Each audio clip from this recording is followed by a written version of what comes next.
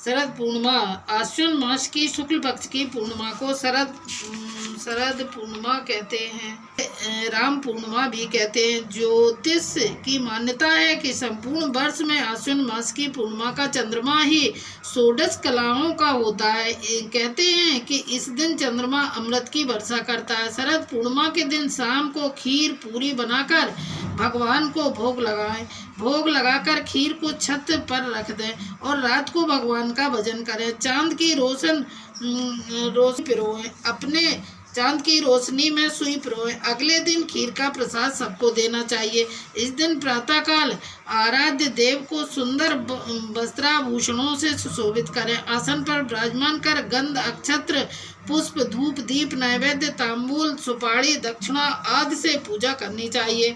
पूर्णिमा का व्रत करके कहानी सुननी चाहिए। कथा सुनते समय एक लोटे में जल, गिलास में गेहूं, दोनों में रोली तथा चावल रखें। गेहूं के दाने 13 दाने हाथ में लेकर कथा सुनें। फिर गेहूं के गिलास पर हाथ फेर कर मिश्राणी के पांव स्पर्श करके गिलास उसे दे दें। लोटे के जल का रात को अर्घ दे।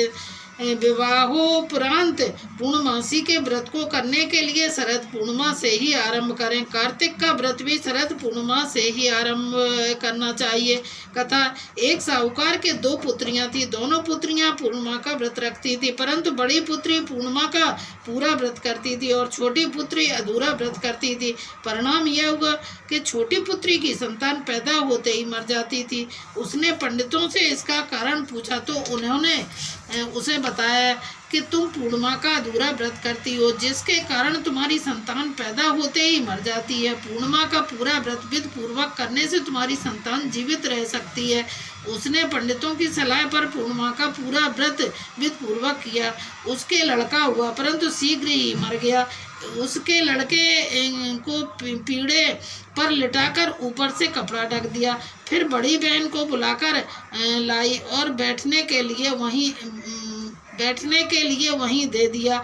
बड़ी बहन जब पीढ़े पर बैठने लगी तो उसका घाघरा बच्चे को छू गया। बच्चा घाघरा छूते ही रोने लगा। बड़ी बहन बोली, तू मुझे कलंक लगाना चाहती थी, मेरे बैठने से यह मर जाता।